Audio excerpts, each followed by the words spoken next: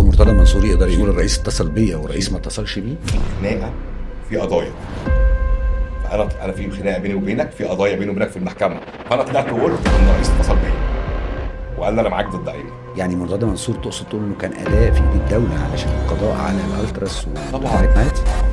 واخد المعركه بجد ان هو هيقضي عليهم. هو انت ليه عملت المعركه الكبيره دي مع مرتضى منصور؟ طبعا عارف الوايت نايتس، كان محدش فعلا يعرف يستخدمه. لا تتعامل مع هؤلاء الشباب على انهم مرشدين، يعني ما تجيبهمش عشان تجندهم.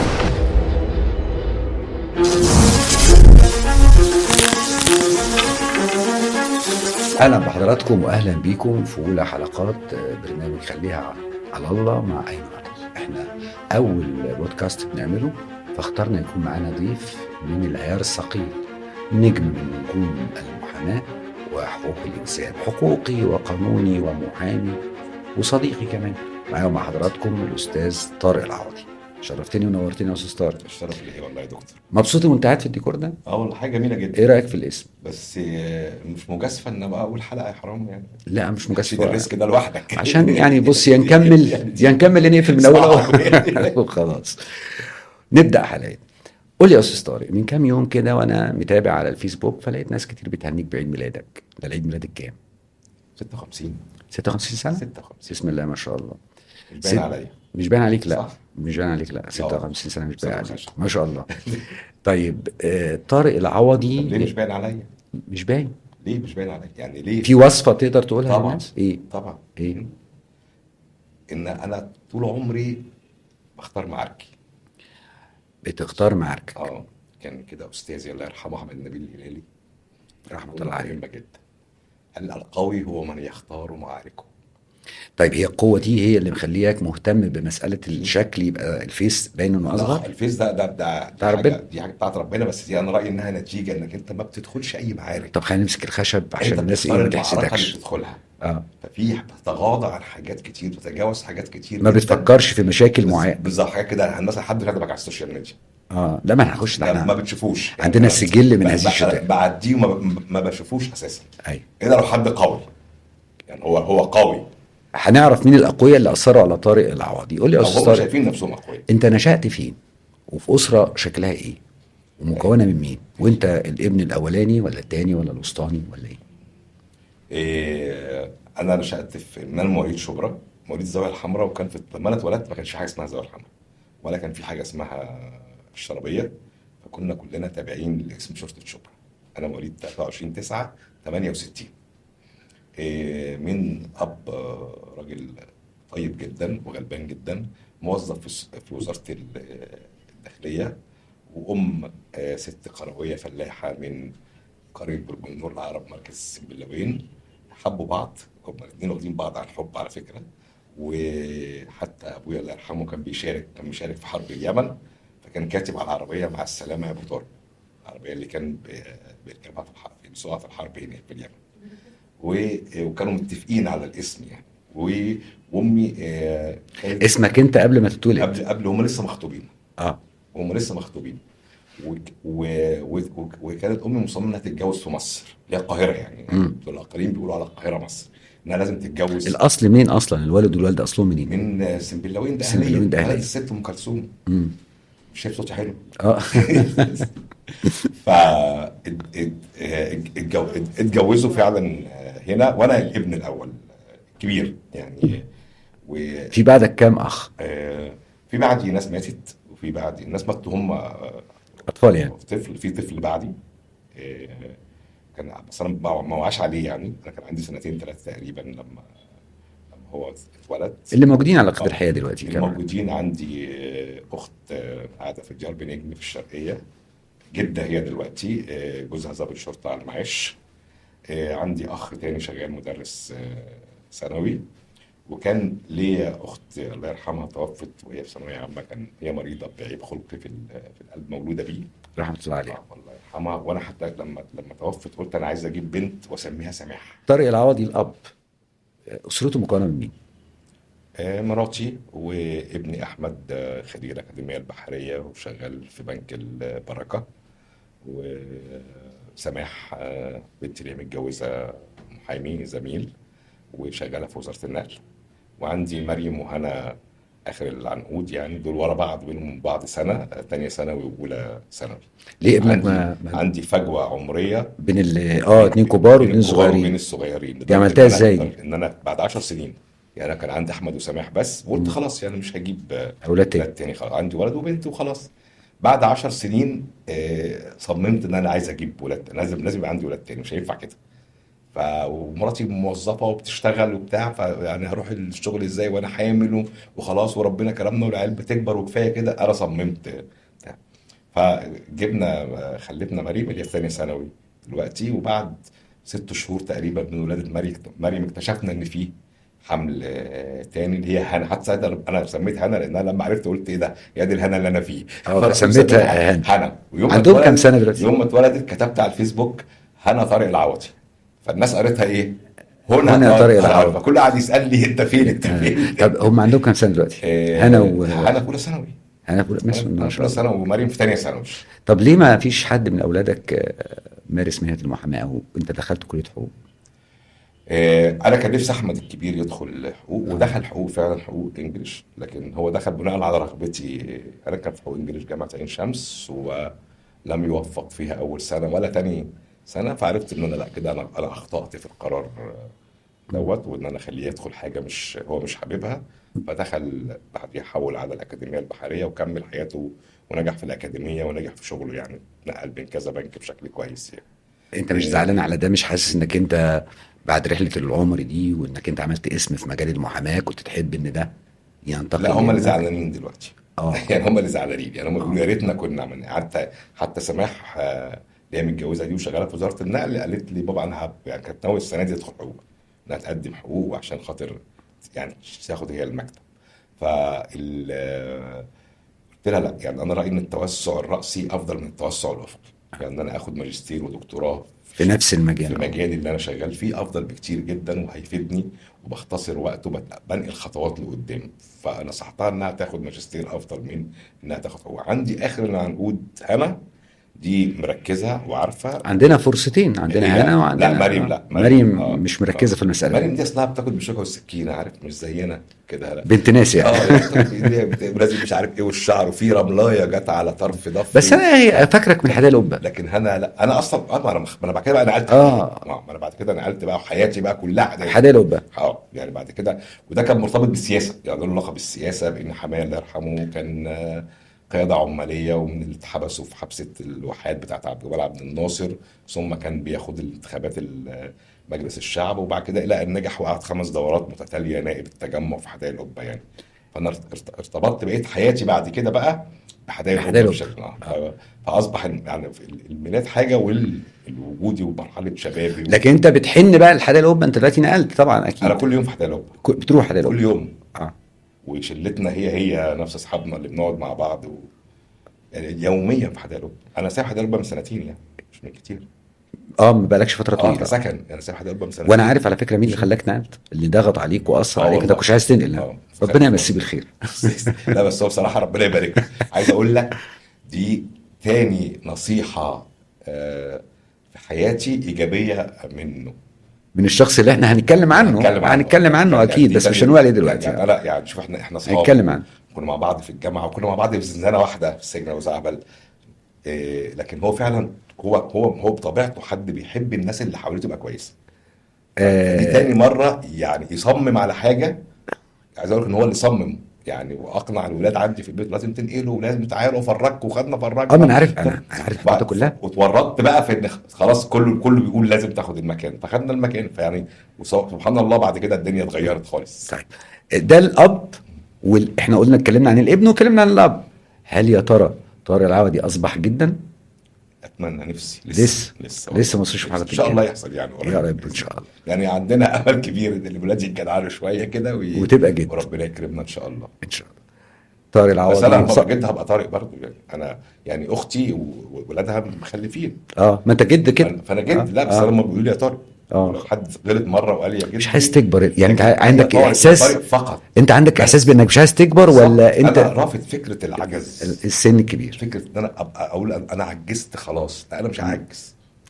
يعني اصل انا رايي ان العجز ده قرار، الانسان بياخد قرار ان هو عجز. هو اللي بيدخل نفسه في المود ده. بالظبط كده. مم. لا انا طارق العوضي، انا بجد بتعامل بنفس روح طلبه الجامعه. يعني كاني لسه طالب في حقوق عين شمس. ما زال عندي حته التهور والاندفاع في حاجات، بقى عندي حسابات اكيد، لكن بس لسه عندي حته التهور دي، ان انا ممكن اخد موقف عنيف في مواجهه حاجه، بس- لان هي دي روحي. يعني هي دي، وانا رايي ان هي دي اللي عملت حاجه اسمها طارق العوضي، هي دي تركيبتي. بس دي اللي عملت طارق العوضي ولا في لا حاجات حاجات تانية كتير، يعني؟ لا حاجات كتير. هنجي لها بقى. حاجات. طيب احنا كده فاضل سؤال واحد في الدلع، وبعد كده هنخش في ونفضل بقى هنخش شغال. في الغويط بقى. هو انت ليه غاوي تعب؟ وليه غاوي انك انت تبقى دايما في ألم، فاخترت ان تكون زملكاويا؟ ليه؟ ده قدر. وبعدين هو في يعني الطبيعي انك تبقى زملكاوي على فكره، مم. ده الطبيعي. بس يعني ده يعني انت ناموس الحياه. عكس الناس لا كلها اهلاويه. ناموس الحياه، لا الناس بتهيأ لها انها اهلاويه على فكره، مم. لكن انت لو من جواهم كده هتلاقيهم زملكاويه. الاصل يعني. هي في هيصه كده، عارف؟ يعني بتوع الزمالك دول بيعملوا هيصه، بتوع الاهلي قصدي بيعملوا هيصه، فالناس بتحب الهيصه، فكل لك انا اهلاوي عشان الهيصه دي. لكن بتعمل عارف ايه لما تقعد لما تتكلم معاه بتعمل ايه بالراحه. لما الزمالك بيتغلب في ماتش، او مثلا يبقى لعب كويس يعني ما خدش النتيجه اللي انت عايزها؟ بتزعل، بتحزن، ولا كوره وخلاص يعني؟ يعني دلوقتي بتضايق، لكن اه قبل المجلس دوت لما كان مثلا موجود مرتضى منصور كنت بفرح في الحالتين. غلب الزمالك انا بفرح عشان انت زملكاوي. عشان انا زملكاوي وعايز اتغلب بتفرح عشان اتغلب مرتضى بفرح منصور. شماته. فاللي هو ايه، فكان الزمالك بيفرحني طول الوقت يعني. هو انت ليه عملت المعركه الكبيره دي مع مرتضى ما منصور؟ عملتهاش والله. لا، في معركه كبيره لا بينك هو اللي ومرتضى عمل، منصور. احكي هو لي هو اصل اللي استلم. المعركه وحصل ايه ووصلنا لغايه فين. طيب بص يا سيدي، انت طبعا عارف الوايت نايتس. عارف الوايت نايتس طبعا. مجموعه شباب، انا تقديري وده الكلام حتى قلته للرئاسه نفسها، ان هؤلاء الشباب دول مجموعه ناس بتحب الكوره، عندهم حاله من التعصب فعلا، ده حقيقي، بيحبوا يعشقوا حاجه اسمها مدرجات. وصل الموضوع عندهم، وده مش في مصر بس، ده في العالم كله، روابط الارتراس دي ظاهره.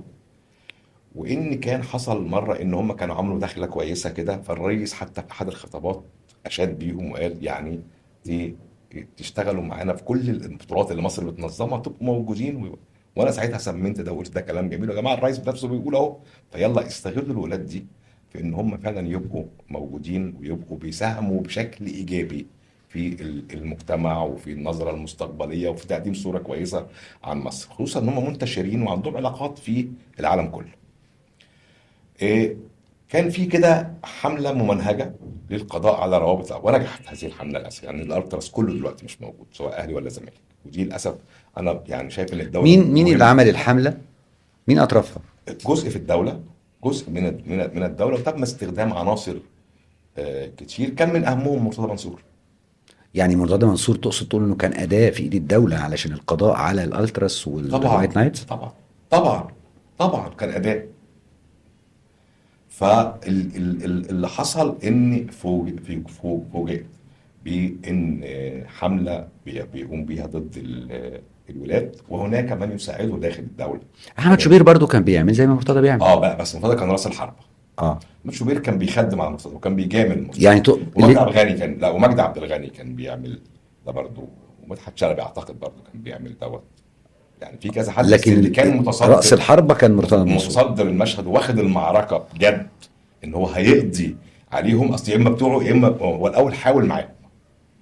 حاول ايه؟ حاول ان هو يبقوا رجالته، يبقوا ناسه، يستخدمهم يعني. يستخدمهم. الولاد دول محدش يعرف يستخدمهم على فكره، يعني محدش فعلا يعرف يستخدمهم، لا الدوله تعرف تستخدمهم ولا حزب يعرف يستخدمهم ولا الاخوان عرفوا يستخدموه كمان.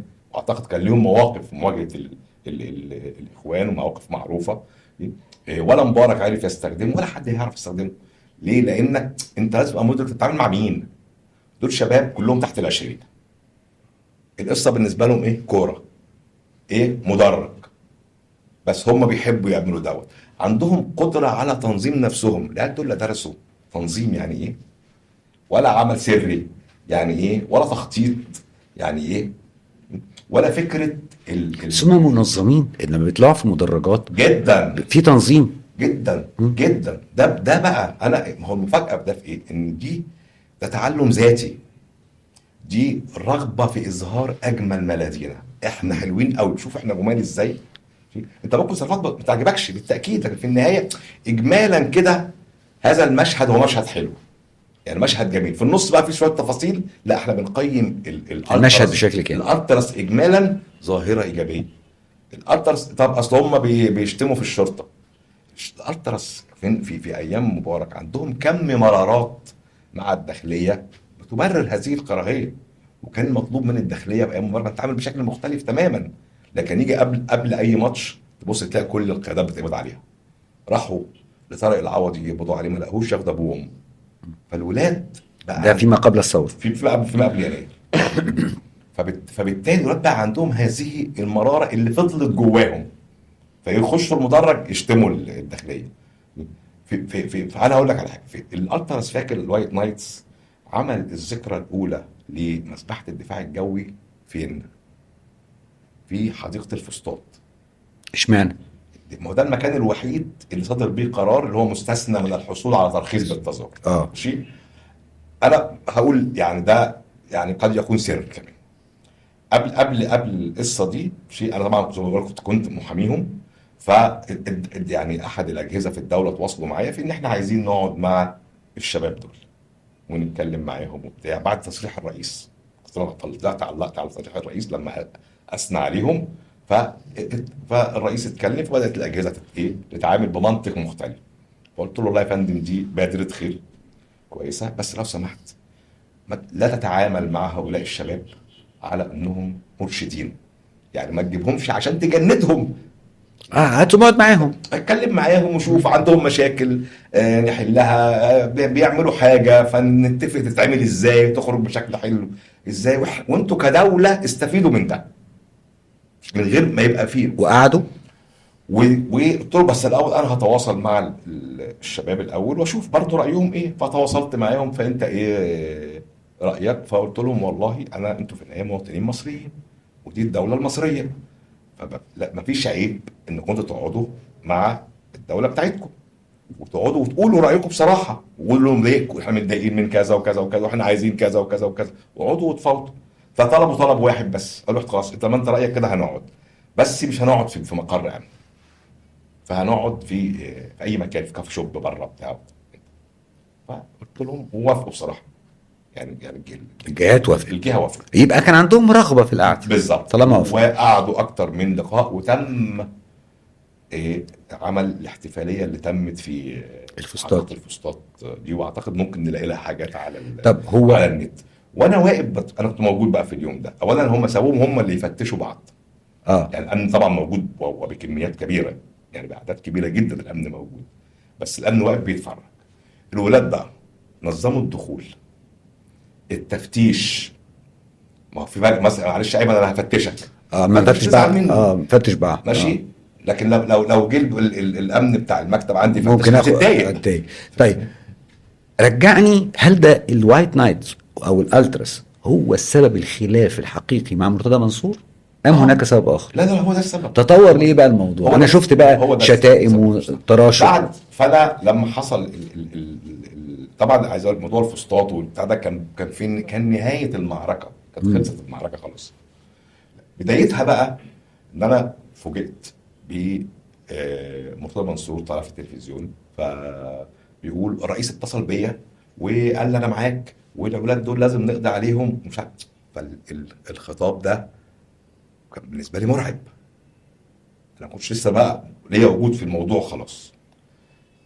فان في خناقه وفي قضايا، فانا في خناقه بيني وبينك، في قضايا بيني وبينك في المحكمه، فانا طلعت وقلت ان الرئيس اتصل بيا وقال لي انا معاك ضد ايمن.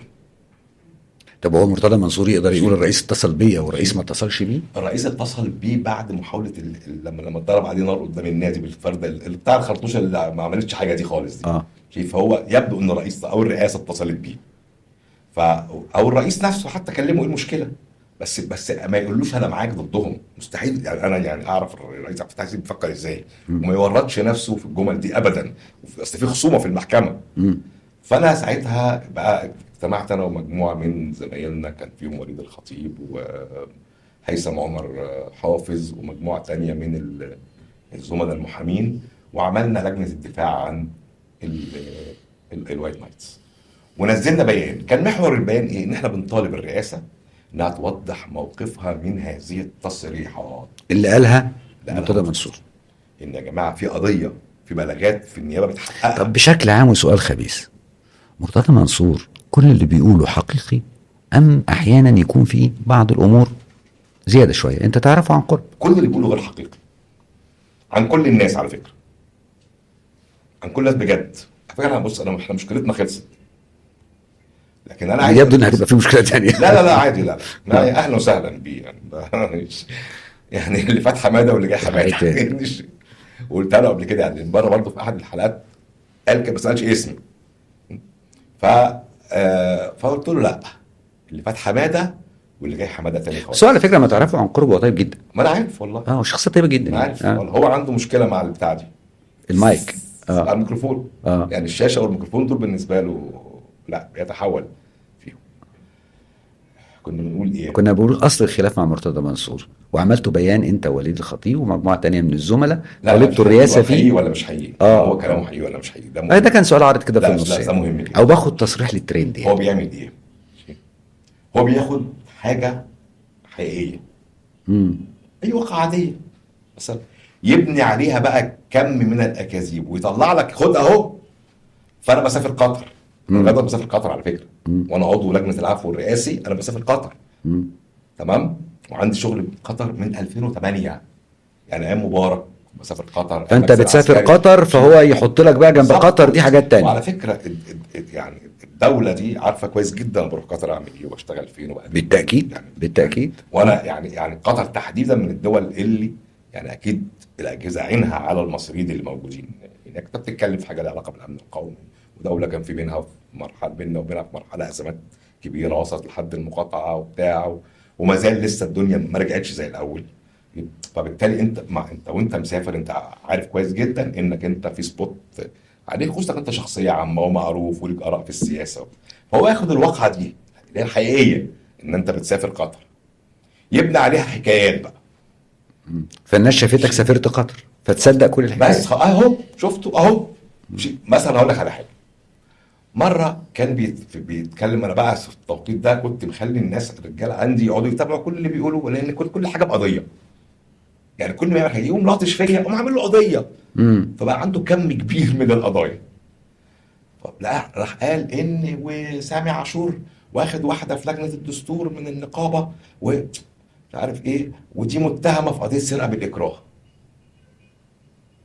فانا اللي كانت موجوده في لجنه الدستور من النقابه استاذه مها ابو بكر، فاتصلت بمها ده استاذ ابو كذا وكذا. فضحكت قالت لي فعلا عندي قضيه سرقه بالاكراه. قلت لها بجد؟ قالت لي قلت لها ايه الموضوع دي؟ قالت لي هو هو ايه؟ هو اللي عامل لها هو عامل لها قضيه سرقه بالاكراه. يعني هو عامل لها القضيه عشان يقول ان عندها قضيه. مش عامل لها بلاغ. انت عارف بقى يعني هو هنقدم بلاغ نائب العام ونتكلم عنه. خد رقم اهو، رقم القضيه كذا وبتاع. ده في بلاغ بجد وفي رقم ده حقيقي ماشي. فقالت لك ومها الناس الجمال يعني بالظبط. فكانت حصلت مشكله معاه في دار القضاء العالي، فطلع قدم بلاغ للنائب العام قبل ما مكتب النائب العام يتنادى الرحاب، وقعدوا اتهمهم فيه بسرقه التليفون، ان هم ضربوه وخدوا منه التليفون.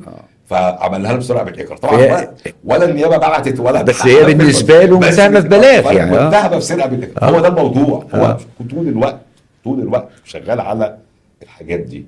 يعني هو عاوز يقول عليك انك انت بتعمل اي حاجه، يخلي حد يقدم فيك بلاغ فيبتدي يستخدمه في اهو بلاغ اهو.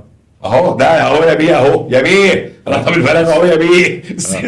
فهو ده فبقول لك عشان كده بقول لك كل اللي بيقوله هو غير حقيقي. واتصالحتوا؟ ما اتصالحناش. امال ايه اللي حصل؟ احنا يعني الله يمسيه بالخير صديقنا برضه اللي هو ما هو كان بيتشتم برضه نفس الحكايه. هو انا قلت له والله قلت له يبيع. انا كنت خلاص بقى يعني زي ما بيقولوا يعني خدت حقي فعلا. وعايز اقول لك انا المعركه دي انا كنت في اضعف حالاتي واسوأ وضع على كل المستويات انا كنت فيه. مش كده بقول لك المعركه دي فرضت عليا، بس كان لازم اكملها حتى لو هدخل السجن كنت لازم اكملها. وهو كان في اقوى حالاته. يميها هو كان في اقوى حالاته، عز جبروته. بكل الدعم، يعني كل الدعم كان معايا. ليه كنت في اضعف حالاتك؟ كان عندي مشاكل كتير، وكانت الدولة واقفة موقف مني، والإعلام كله بيطلعه كل يوم. يعني مرة طلع مع أحمد موسى في حلقة 3 ساعات بيتكلم عنك. صورتي وتليفوني على الشاشة. امم فتخيل انت في بقى مذيع وفي رئيس نادي عمالين بيشتموا فيك ويقولوا عليك بقى، وحرق عربيه مش عارف ايه، وسرق ايه، وعمل ايه، بيروح للموزه تديله دولارات، وتليفونك محطوط، فالناس هتصل بيك تشتمك. خلاص قلب الرأي العام عليك. كله عمال يشتمك، بس ان انا وهربان دلوقتي ان انا خدت بعضي وطلعت على الاسم. طلعت على الاسم، خلاص وصلت ودخلت لمرحله المأمون انا هو مش هربان. دخلت على المأمون قعدت له على الارض. انا مش اقسم هربان. بالله ما قايم. والدنيا اتقلبت، وسامع عاشور كلمني، وجن النواب بتوع الدايره ورجال الاعمال والشخص العمل اللي موجوده في الحدائق، قلت لهم والله ما هقوم. خد بالك احنا عندنا اعداء كتير قوي، فاحنا مرتضى منصور خد وقت كبير، لان في مرحله في حاجه تانية، ده في شخص تاني كمان، مصطفى بكري واحمد موسى، انت واخدهم كلهم ورا بعض. احمد موسى ده علي طيب بجد، تصدق بقى. يعني هو انا لو ممكن اقول رايي هقول، بس انا دلوقتي يعني هو فعلا طيب على فكره. يعني اصلا يعني ايه، خد بالك هو برضه في صدام مع مرتضى منصور دلوقتي. لا بص، ما هو احمد موسى ايه اللي حصل؟ ان احمد موسى حب يجامل مرتضى اما كانوا صحاب.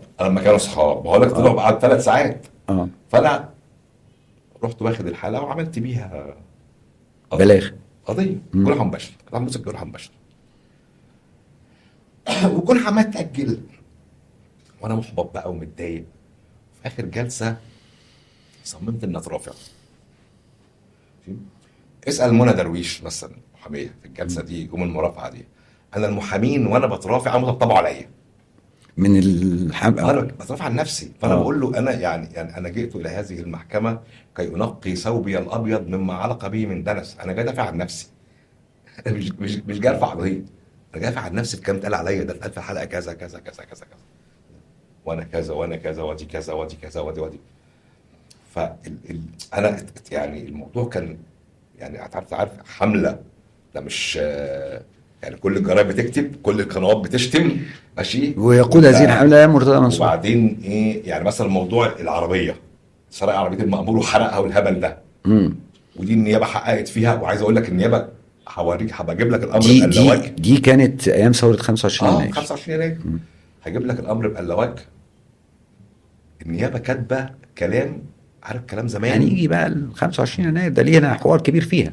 خلينا في احمد موسى. في يوم الجلسه بتاعت احمد موسى دي، انا فالقاضي قال لي خلاص يا استاذ طارق مش خلصت، كفايه كده. اخر الجلسه كان انا عندي تجديد حبس الوايت نايتس فوق، فقال لي طب مش في تجديد حبس فوق للشباب بتوع الوايت نايتس؟ اطلع خلصوا. طب اطلع بقى شوف. انا ما كنتش قادر، كنت خلاص بقى. وحصل ايه في القضيه دي؟ خدت في حكم 6 شهور على احمد موسى. فحصل ان انا روحت، سبت بقى الجلسه ومشيت رحت المكتب، قفلت المكتب، رحت كاتب بوست كده ايه انا تعبت جدا وخايف تيجي لحظه اقع منكم. الناس بقى دخلوا بقى لا ما ينفعش انت تقع وبتاع. شويه التليفون عمال يرن، ارقام كتير جدا. فانا مين عمال يتصل ايه الناس دي كلها؟ قلت الناس بقى اصحابي عايزين يطمنوا او حاجه في ايه وبتاع، وحكايه تقع دي. المهم لقيت حد صاحبنا رئيس تحرير بيكلمه، خير رحت رادد بقى، قال له طارق ايه تعليقك على حكم حبس احمد موسى 6 شهور؟ قلت له نعم. كنتش اعرف انا بقول لك انا مشيت تحت القاضي قال اخر الحكم اخر الجلسه، وانا مشيت بقى خلاص، وطبعا انا هتاجل تاني لاي سبب من الاسباب. حصل لك ايه بقى لما عرفت؟ مش قلت له هتحبس، فقال لي خد 6 شهور ومش عارف وكفاله ايه وبتاع. فقلت له لا مش هعلق، استنى بس اقفل استوعب بقى، عايز اعرف ايه اللي حصل بجد. فكلمت زمايلنا في المحكمه، الدنيا مقلوبه عليك يا طارق، والصحفيين هنا كتير جم، انت فين؟ لا بتاع ده صدر حكم حبس احمد موسى 6 شهور. فرحت ماسك الموبايل ورحت كاتب صدر الحكم بكذا اليوم، الحكم اهداء الى، كان بقى مريم وهنا صغننين قوي اهداء لمريم وهنا. لمريم وهنا ماشي، وعدتكم الا اورثكم ما تخجلون منه. حلوه العباره دي. فكان هذا البوست منشط في كل الجرايد، وافتح التلفزيون بقى لقيت قنوات الاخبار بتتكلم عن هذا الموضوع، منزله في التتر شريك محكمه مدينه نصر تحكم بحبس الاعلام يا حبيبي.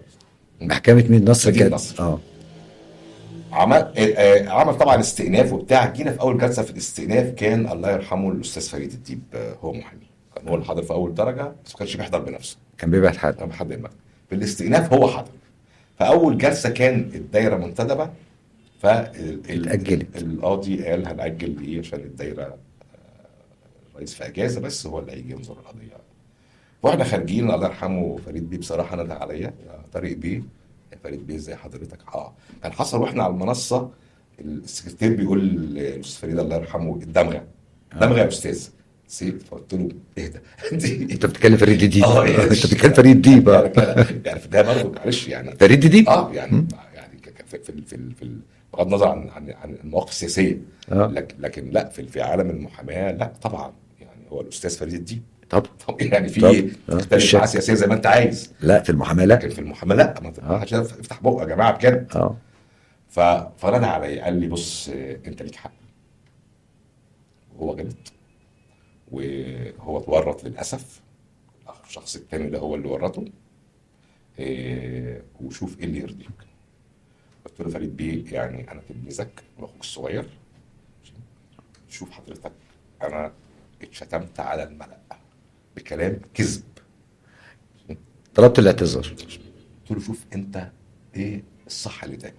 قال لي انا هطلعه على الهوا يعتذر لك ومش عايز منك حاجه، بعد الاعتذار شوف اللي انت عايزه بقى اعمل، شوف واللي انت هتعمل بيه. اشوف طب لا. فعلا في نفس اليوم بالليل كان الاستاذ فريد الديب الله يرحمه هو اللي كتب البيان، وهو طلع قال البيان واعتذر. قال البيان وموجود البيان لغايه دلوقتي، يعني هو اتشال بس انا مسيبه عندنا. اعتذر بشكل واضح جدا، وقال انا ما عندي كل الشجاعه ان انا اعتذر بالاستاذ طارق العوضي، خاصه ان احنا عرفنا الحقيقه، وزي ما قلنا على الهواء ايضا بقدم له كل الاعتذار. وتنازلت او تصالحت. فبقى عندك مشكله مع الراي العام، مع ناسك بقى، هتعمل ايه؟ هتتصالح ازاي؟ ما هو الناس عايزه الموضوع يشعلل كده الاخبار هتخلص. فقلت لهم انا مش هرد، ادوني فرصه 24 ساعه، بس دي مواقف هتحسب عليك تاريخيا طبعا. فانت محتاج وقت ايه تفكر. خلاص انت الاعتذار نزل واتنشر والناس عماله تشيره وبتاع رحت نزل بيان بعد 24 ساعه بالظبط، اعلنت فيه اولا رفض الاعتذار. انا برفض هذا الاعتذار. بس انت كده وهذا الاعتذار ما عملتش مشكله مع الاستاذ فريد؟ لا لسه بقى انا جاي لك. من حيث المبدا انا رافض هذا الاعتذار، وهذا الاعتذار لا يليق بحجم الخطا اللي ارتكبه. 2 ان هذا الاعتذار جه بعد صدر ضد حكم. يعني انت بتعتذر عشان انت تحت ضغط. بالظبط. لكن انا هضرب مثل للناس مين اصحاب المبادئ ومين اللي بيتاجروا، ولان انا ضد حبس الصحفيين في قضايا النشر فانا بنتصر لمبادئي، مبادئ انا. وبعلن تنازلي عن الشق الجنائي. فكرت قد ايه وانت بتاخد القرار؟ 24 ساعه وانت بتفكر فيه؟ كلمت ناس كتير لا فكرت فيه كطارق عايز ينتهز فرصه ويعلم على احمد موسى، ولا فعلا بتنتصر لمبادئك؟ دي معركه سياسيه، خلي بالك. انا لو حبسته اولا اي حد هيتحبس في قضيه، ده رايي في الاخر، حتى شتمك بس ده راي، اسمها راي حتى اكيد هبقى بطل، هو كسب مش انا. يعني مش هستعمله بطل بالظبط. واحد 2 انا عايز الناس تعرف ان مش كل بتاع ده حقيقه يا جماعه. فكروا في الكلام اللي بيتقال ده، اعلامي كنت ساعتها يعني كان هو رقم 1 بيتشاف في مصر من وجهه نظر بعض الناس. لا في التوقيت ده كان جامعه 2016، في التوقيت ده كان رقم 1. يعني انا عايز اقول لك ان انا لما شتمني امي قالت لي ايه؟ لا ملوش حق، ده انا بحبه، ازاي يطلع يقول عليك كده؟ زعلت منه. اتفرج عليه. فاللي هو يعني بتحبيه ولا شتمني الاول، بقى زعلان منه عشان انا شتمك، زعلان منه بس يعني بس. فكان دي رساله، لان انت في المعركه السياسيه انت بتقول كلام وخصمك بيقول كلام تاني. فانت طلعت هذا الخصم يطلع يعتذر وانا قلت كلام مش صحيح، ده انتصار وده مكسب سياسي. لانك وانت في معركه سياسيه انت بتجمع نقاط، انت مش هتجيب حد بلبس اكتاف. في السياسه لا يوجد ما يسمى يا جماعه الضربه القاضيه، مفيش الكلام ده. يعني متخيل انه هيجيب نفسه هيجيب حد بالضربه القاضيه، ده يبقى فعلا وهنا مراهق. انتهى بعد المصالحه دي بقى، انتهى الخلاف ولا استمر؟ فعلا حضرت في الجلسه واثبتت البيان في محضر الجلسه، مم. شيء، وقلت انا بتنازل عن الشق الجنائي الجنائي ومتمسك بالدعوه المدنيه للتعويض. المدنيه. مم. وخدنا حكم، كملنا في الدعوه المدنيه وخدنا حكم تعويض. خدت كام؟ ماشي، مش مهم المبلغ، بس المبلغ كان بسيط لان المحكمه قالت له، هو الراجل طلع واعتذر لك وهم قدموا السي دي في المحكمه المدنيه، شيء كان 20000 جنيه. يعني قال عشان الجانب الادبي يعتبر بالظبط. هو عمل جبر للجانب هو الادبي. اللذيذ في الموضوع بقى ان انا يوم ما نفذت الحكم ده كنا في محكمه عابدين. عندنا انا نفذت خدت الفلوس من المحضرين التنفيذ في شمال، ونزلت جري على محكمه عابدين لان كان عندنا تجديد حبس الشباب بتوع المحبوسين في قضيه التضامن مع تيران وصنافير. ماشي، فكنا واقفين بنلم فلوس عشان خاطر الكفالات. فلقيت استاذ خالد علي، فقلت له حصل كذا كذا، نفذ، قال دفعت الفلوس. دفعتهم كفالات. فقلت له في ايه؟ قال لي هات الفلوس بس. دفعت. فخدها، فقال لي هندفعهم للكفالات للشباب. كنت مبسوط انت وده بيحصل؟ قلت له خلاص ماشي. بس في الاخر 20000 جنيه. بعد كده ايه، لقيت الصحفيين كاتبين ان هذا احمد موسى يسدد كفالات متظاهرين الارض. هم بيشتموا دي على فكره العقوبه مش ان هو دفع ال 20000، العقوبه ان هو دفع الكفالات، يعني دي العقوبه. بس وانتهى الموضوع على كده، والراجل لا بقى يجيب سيرتي ولا بقيت اجيب سيرته بتاع. قبل ما نخش في الخناقه الثالثه، الى ان تقابلنا صدفه كده في لقاء مع السيد الرئيس في سوهاج لانها بلده. فهو جه الراجل بصراحه سلم عليا وقعد خدني بالحضن واتصالحنا ولازم تيجوا بقى. كنت انا ونجاد البرعي حتى في اليوم ده، وخلاص بقينا بقى علاقتنا بعض كويسه يعني. ننقل الملف الخناقه الثالثه، ولا تحب نريح شويه من الخناقات ونخفف شويه، نريح شويه من الخناقات؟ هو انت لا، مش نريح في البرنامج، نريح من الخناقات، هنكمل. نريح في البرنامج، نشرب قهوه، خد لك بق عصير. حلو العصير بتاعكم. ماشي. طارق العوضي استفاد من ثوره 25 يناير، استفاد نجوميه، استفاد علاقات مع الدوله، حقق طموحات ما كان يحققها قبل الثوره. الثوره جت لطارق العوضي حاجه جميله على طبق من فضه يحقق كل هذه النجاحات. ايه قولك في هذا الاتهام؟ ده اتهام يعني الناس بتقوله؟ يعني الناس بتقول ان طارق العوضي لولا ثوره 25 يناير ما كانش حد عرفه، وحقق نجوميه، الناس عرفته، استغل الثوره احسن استغلال علشان يظهر على السطح. طيب يعني يعني واضح ان اللي قال ده هو ما يعرفش اصلا طارق العوضي قبل كده. يعني هو علاقته اصلا بالحياه او بالعمل بالشأن العام ده ارتبط ب 25 يناير. 25 يناير كانت الحلقة الأخيرة في مسلسل نضال طويل قوي بيتم من سنوات قبلها، مش 2005 حتى كفاية، والجمعية الوطنية للتغيير و6 أبريل، لا أنا بتكلم على قبل كده يعني.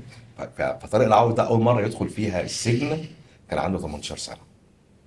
يعني انت مناضل سياسي من زمان. 18 سنه دي كان سنه كام يعني؟ كان 86. كان عندي 18 سنه.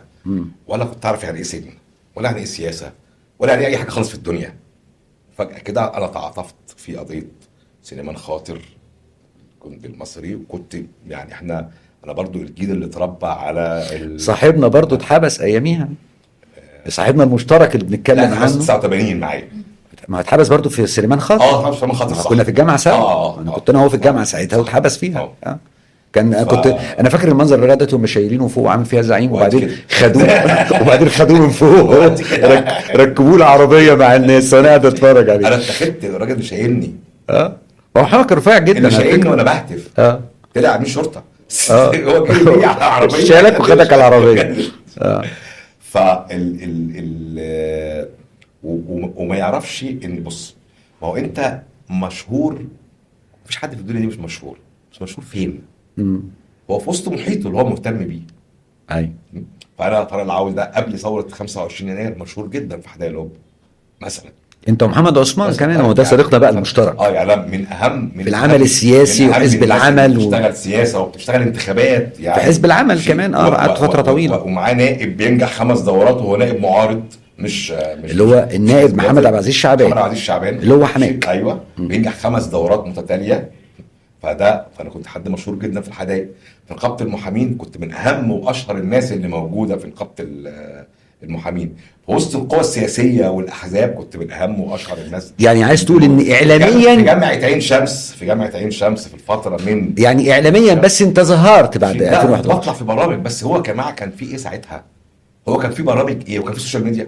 لا ما كانش فيه ده السوشيال ميديا بعد الثوره. ده الموبايل. انا فاكر انا من اول الناس اللي اشتروا موبايلات على فكره. كان ب 1200 جنيه الخط ساعتها لما طلع. الكلام ده كان سنه كام؟ 97. الموبايل اللي هو كان كليك ومصرفون والحاجات ديت، ما كانش هي شركه واحده طلعت في الاول بتاعت كليك وموبينيل. موبينيل، وبعد كده كليك بعديها طلع بعديها بكام شهر. صح؟ صح. انت بتتكلم على 96 97. فانا خريج سنه 90. فما كانش فيه اللي هي السوشيال ميديا. لكن انت كنت معروف جدا جدا وسط الناس، يعني وسط اللي هي في الحدث ده بالظبط. انت في وسط الحركه السياسيه. وبرضه ما كانش فيه قنوات فضائيه كتير، ما كانش فيه انتشار يعني. بالظبط كده. لا كان في قنوات فضائيه كتير، ولا كان ولا كان في سوشيال ميديا، ولا كان في صحف كتير. يعني انا محتفظ على فكره بكل الجرايد اللي كتبت عني في الثمانينات. يعني المقوله دي خطا ان طارق العوضي لم يستغل. بص الناس انا بعذر اي. بص اقول لك حاجه، اي حد شخصيه عامه عليه ان يتقبل كل سحب النقد او يقعد في بيتهم، تمام، مع تحفظي على فكره السب والقصف والاهانه. طبعا دي مش ده مش حقنا. لكن انا من حقي اقول لك ايه يا عم ايمن وانت ما حدش يسمع عنك غير من شهرين. هتقول لي معلوماتك غلط. لا يا عم ده انا كنت بعمل كذا وكذا وكذا وكذا. بقول لك انا بس احنا كان عندنا وانا في الجامعه كان عندنا ايه؟ الاهالي والاخبار والاهرام الجمهوريه والشعب بتاعت حزب العمل. هم دول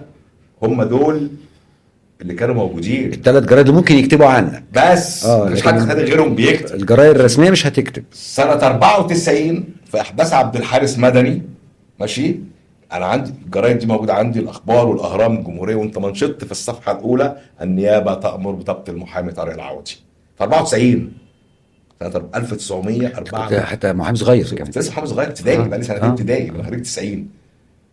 كنت المتهم الاول في احداث. دخلت السجن كم مره؟ 6.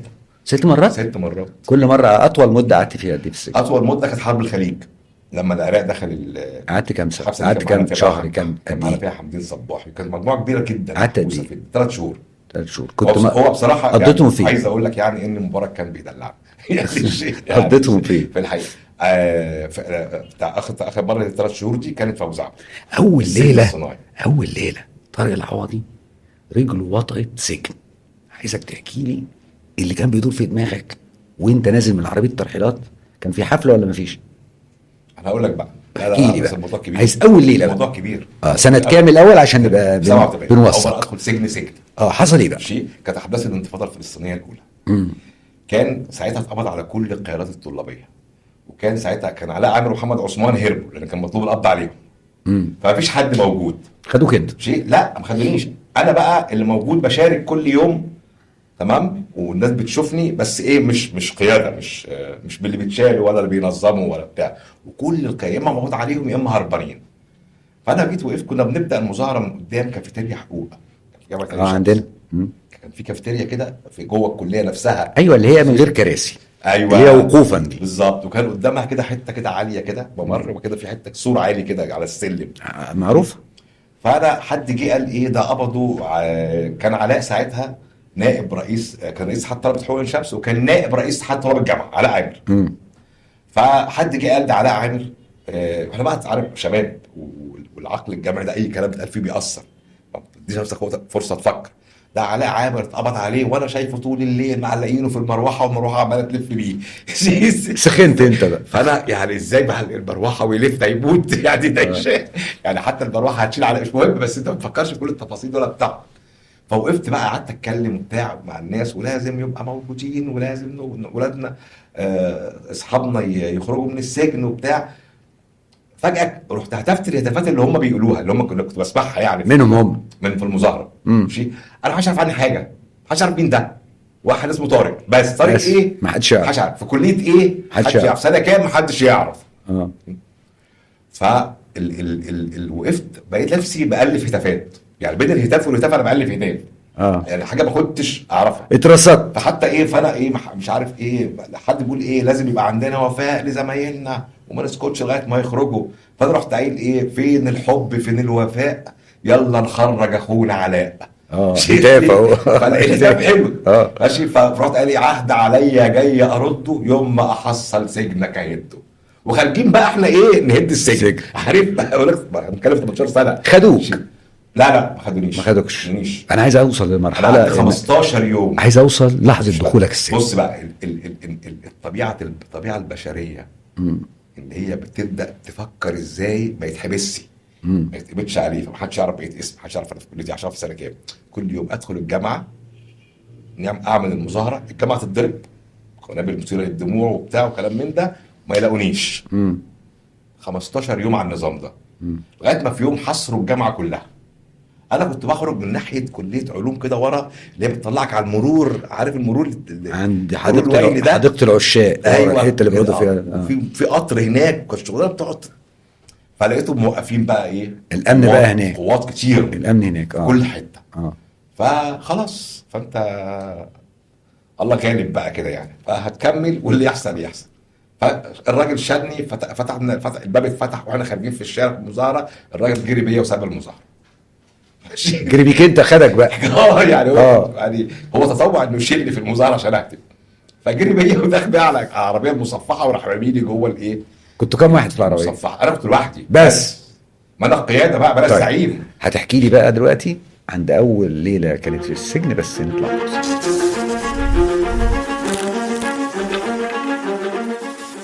اول ليله في السجن، عايز اخد احساسك، شاب صغير نازل من عربيه ترحيلات داخل السجن، ايه اللي حصل؟ قبل اول ليله لما رحنا نيابه امن الدوله، كان مقر نيابه الامن الدوله ساعتها كان مكان نيابه الوادي اللي في الجبل الاخضر. البلوك ده هو نيابه امن الدوله اللي عند المقاولين العرب. ايوه كان ده. بعد كده اتنقلت مصر الجديده تمام، اللي هو مكان محكمه الاسره، وبعدين دلوقتي في التجمع. فاحنا كنا 58 طالب اتقبض عليهم، صفونا ودونا اسم الويلي، صفونا على 9. وتاني يوم كانت كل الجرايد كاتبه القبض على 9 من متزعمي الشغب بجامعه عين شمس. وللامانه يعني احنا كنا 2 بس اللي كنا في المظاهرات، الباقي كله كان متاخد كده. كان من ضمنهم الاول على كليه علوم، هو كان طول النهار طول اليوم في المعمل ما يعرفش ان في مظاهرات بره، بس الصف بقى كان بس اتاخد هو مروح. خدونا على سجن استقبال ترى. سجن استقبال ترى كان سجن سيء السمعه، كان اسوأ واقوى واكتر سجن متامن وبيروح فيه القضايا التقيله قوي. رحت بالليل ولا بالنهار؟ رحنا الصبح. احنا رحنا نيابه امن الدوله، اتحقق معانا، خدنا 15 يوم على ذمه التحقيق. تاني يوم رحلونا من اسم الويلي على سجن استقبال. وانت في الرحله بقى من اسم الويلي للسجن في عربيه الترحيلات، العربيه اللي مقفله دي، وانت قاعد جوه العربيه دي كنت تفكر في ايه؟ في امي بس لان انا عارف ان امي مش هتاكل. لان هي لازم الاول تطمن ان انا اكلت بعد كده تاكل. فانا عارف ان انا طول ما انا محبوس امي مش هتاكل لغايه ما اتاكد ان انا اكلت. فكنت قلقان عليها جدا، وهي كمان كانت واقفه قدام الاسم. وانا استغرقت قد ايه الرحله دي فاكر؟ تقريبا حوالي ساعه ونص. ساعه ونص وانت في العربيه رايح السجن، عارف انك رايح السجن. رايح السجن. سجن ايه ما كنتش اعرف طبعا. دخلنا سجن استقبال ترى ده، هو كله حديد حديد حديد، يعني بيبان حديد، اقفاص حديد جوه. فكان نظام، كان مأمور السجن ده كان اسمه العقيد محمد عوض، وكان كانت جرت محاولة اغتيال له من تنظيم الجهاد، نظير المعاملة اللي كان بيتعامل بيها مع المساجين جوه السجن. يعني مشهور عنه العنف في المعاملة. العنف جدا. وكان في نظام السجن دوت كان لازم حاجتين يحصلوا لأي حد داخل. أول حاجة تعمل حاجة اسمها حفل استقبال، ان اللي داخلين بيقعدوا ورا بعض على قرافسهم، وتيجي صفين عساكر يقعدوا يضربوا فيهم بالخرزانات. بعد كده يخشوا زنازين انفراديه، زنزانه صغيره كده معاه جردل وازازه ما فيش فيها حمام، وده اكل بيدخل مره واحده في اليوم، وهذا الباب ما بيتفتحش. وكان في ناس حصل لها مشاكل في ركبتها نتيجه ان ما فيش مكان يمشوا فيه حتى جوه الزنزانه. فاحنا ما نعرفش عن كده، كلنا عرفناه بعد كده. ما كناش نعرف ايه اللي يعني، ما احنا دخلنا السجن قعدنا على قرافسنا وجم العساكر. فعلا انا كنت اول واحد في التسعه دول الطلبه، كنا عيال صغيرين. وكان ساعتها المحبوس احتياطي او المعتقل بيلبس هدومه العاديه جوه السجن، ما بيلبسش ابيض زي دلوقتي. فكنا بهدومنا العادي. فانا قاعد فلقيت ايه، وواقف بقى المأمور اللي هو محمد عوض ده، عرفته بعد كده يعني ان هو وكام ظابط كده والعساكر عشان حفله الاستقبال دي اللي هتتعمل لينا. فلقيت نقيب جاي كده علينا، فرحت قايم جري عليه بالحضن ماشي، قعدت ابوس فيه تعرفه؟ اقول لك بقى، والعيال كلها راحت قايمه جاريه نطت عليه قعدت تبوس فيه. وكان هذا النقيب هو الكابتن فوزي سكوتي لاعب نادي الاهلي. فانتوا فرحانين بيه بقى كلاعب بقى نجم بقى، شايفين فوزي سكوتي قدامنا. فالموضوع بقى احنا نسينا خالص ان احنا في سجن وعيال بالظبط وعيال واحنا احنا بقى في سجن ايه مش مهم، خلينا قاعدين في سجن بس نقعد مع كابتن فوزي. فهو اتخاض حس يعني ايه ده اللي هو في ايه، المأمور واقف عمال يبص ايه ده العيال دي الناس تجوا السجن وهتضربوا ورايحين تجروا وتبصوا السجون عيلت ولا ايه؟ السجون عيلت ولا ايه؟ فخد يا ابني خد تعالى احنا دهننا. فانتوا ايه يا ابني؟ احنا طلبه جامعه عين شمس وكنا جايين في مظاهرات، كان في مظاهرات في الجامعه واحنا ما كناش في المظاهرات وخدونا كده من واحنا مروحين. ففوزي سكوتي راح قال له بعد اذنك يا فندم سيبهم لي بعد اذنك. قال له خلاص خدهم. واترحمتوا من الحفله؟ ما احنا ما كناش نعرف بقى ان اصلا كانوا واقفين يضربونا. انتوا قاعدين ما تعرفوش ان اللي جاي ضرب في سياق عادي للامور يعني. ده العادي اللي بيحصل. كان قبل ظابط فنسلم عليه عادي على لعيب كوره، فايه المشكله؟ كانش في حاجه هتحصل ولا حاجه. ايوه. ده واخدنا زنزانه كبيره كانت 31/2. شوف الكلام ده بقى اللي بتتكلم في حاجه و30 سنه. كانت رقمها 31/2. كانت اخر زنزانه في الدور الثالث، زنزانه كبيره جدا. وراح باعت جاب لنا 36 بطانيه، اللي هو كل واحد ما فيش بقى مراتب جوه السجن ولا سراير ولا بتاع، فكل واحد 4 بطاطين. وجاب لنا كهربائي ونجار وسباك يظبطوا الايه المكان اللي تمام. وجاب لنا جبنه وخس وحاجات كده من في شغل بتاع مزرعه ترى. جاب لنا واحنا كان معانا بسكوت وشيبس. خد يا كابتن بسكوت لا خلاص مش عارف ايه. المهم دخلنا قعدنا وقفلوا علينا باب الايه الزنزانه. احنا برضو كده ما نعرفش ايه استقبال ترى ده ولا ايه حكايته يعني. خلاص هنا قاعدين فردنا البطاطين عملناها فوق بعضها بتاع، بحيث كنا في يناير شهر يوم كان الجو ساقعه. فالحد بينده يا طلبه يا طلبه من مكان ورا كده في شباك فوق في الزنزانه. ايوه انتوا طلبه جامعه عين شمس، وانا اللي برد انا بقى الزعيم بقى يعني. فانا كل حاجه انا بتكلم. فهو ايوه طلبه جامعه عين شمس. انت اسمك ايه يا اخ؟ قلت له اسمي طارق. طبعا اخ دي ما كانتش في دماغي يعني. انا ساعتها ما كانش عندي فكره عن التنظيمات الاسلاميه. اخ دي بقى اللي هي جايه من ناحيه التنظيمات والجماعات الاسلاميه. فطب اطلع على الشباك وكلمنا. يا عم اطلع الشباك ده عالي جدا اطلع عليه مش اسمها النضاره؟ اطلع النضاره؟ لا النضاره دي اللي في الباب. لكن في شباك الزنزانه نفسه. فالنضاره دي اللي بتتفتح كده بتفتح هو من بره يدخل لك منها الاكل. ما يفتحش باب الزنزانه عليه. فعلمنا طريقه ان احنا نربط البطانيه بشكل معين في الشباك بتاع الشباك ونقف عليها كانك واقف على سلم. هو قاعد يشرح لغايه لما ايه. وكانت حلوه جدا. انت بتشوف ضوء يعني بتشوف او ما بتشوفش حاجه طبعا ما فيش حاجه بس بتشوف يعني في متسع من الرؤيه وكده غير اللي قاعد فيه ده. فايه الاخبار والجامعه عامله ايه؟ تمام الحمد لله. انتوا ايه المظاهرات؟ تقولوا ولا شعب المظاهرات يا عم. طبعا امن الدوله اللي قبض عليك ساعتها اسمه امن الدوله بقى مش الامن الوطني. قبض علينا. ففي دماغنا ان احنا كل حاجه في الدنيا فيها كاميرات وفيها تسجيلات وان الكلام ده ظابط وبتاع. فانا قلت له مين حضرتك بقى؟ قال لي انا الشيخ يسرى عبد المنعم. قلت له اهلا وسهلا. مين بقى الشيخ يسرى عبد المنعم؟ قال لي احنا النجوم من النار. اولنا كده اولنا كده. احنا جماعه النجوم من النار. قلت له النجوم من النار ليه؟ دي وكده. انا بقول لك بقى عايز 12 سنه. فاللي هو يعني قد ايه اننا نجوم من النار ليه؟ قال لي احنا انت ما تسمعش عننا. فقلت له لا يعني ما يعني ايه نجوم من النار دي؟ فكان بنتكلم طبعا بصوت عالي جدا. هو كانوا قاعدين في حاجه اسمها التأديب. مسكنين تأديب.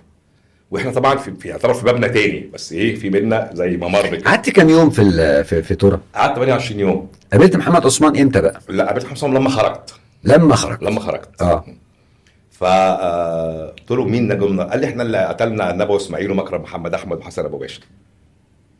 فانا وقعت حرفيا. اتخضيت وقعت. انا بقول لك عيل يعني 18 سنه ده طفل وفقا للقانون. انا طفل. انا ايه اللي جابني هنا؟ قلت لهم احنا متنا يا جماعه. احنا مش هنا.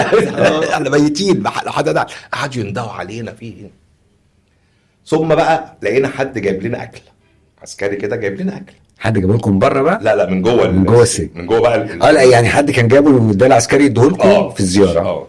في قال ده زمايلكم هنا بعتنهم لكم بتاع شيء. بعد حوالي 4-5 ايام ادونا فسحه ان احنا نطلع ساعه. فقابلنا زمايلنا دول. كان مين زمايلنا دول بقى؟ مين بقى؟ كان الاستاذ محمد منيب الله يرحمه. رحمه الله عليه. اللي هو كان عضو مجلس نقابه وكان عضو مجلس الشعب. ايوه. المحامي ياسر عبد الجواد، ايوه اكيد عارفه طبعا. عارفه اكيد. وكان دكتور احمد الصاوي ده استاذ في كليه اثار، وكان حافظ ابو سعد الله يرحمه. الله يرحمه يا رب. دي كانت قضيه اسمها قضيه التنظيم الناصري المسلح، اه خدوا فيها براءه. اه. كانوا بقى ايه بقى بهوايه. حافظ ابو سعده مسلح راجل امير. تعرف ان هم اتقبض عليهم الاول على انهم تنظيم ثوره مصر، اه وزكي بدر ساعتها اعلن ان هم اعترفوا. اه. كان في ساعتها حاجه اسمها ثوره مصر، اللي هو كده ينفع وكده ينفع، ما نفعتش ثوره مصر تنفع تنظيم مسلح. كان بيترافع عنه احمد الخواجه، الوحيد اللي خد براءه خالد عبد الناصر. اه. فخدوهم واعترفوا من التعذيب، اعترفوا ان هم تنظيم ثوره مصر. بعد كده التنظيم عمل عمليه، فاصبح مش هم، وكان بيعمل عمليه ويرمي بيان باسم ثوره مصر. فانتوا ايه يا جماعه؟ وهم لما كانوا قبضوا عليهم حد فيهم كان معاه طبنجه، فراحوا عاملين لهم قضيه اسمها التنظيم الناصري المسلح. تمشي برضه بالظبط، تمشي يعني ده هم مش ثوره مصر، تمشي. لان كان ساعتها بقى اللي هو اخو محمود نور الدين ده كان راح السفاره الامريكيه واعترف لهم وحققوا معاه وقعدوه فتره، بعد كده سلموه للامن المصري واتعملت القضيه بتاعت ثوره مصر. فبقى عندهم ناس معاهم سلاح وناصريين واعترفوا.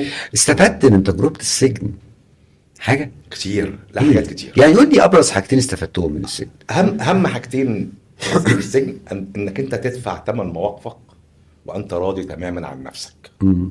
2 ازاي تخلق افضل حياه في اسوأ ظروف.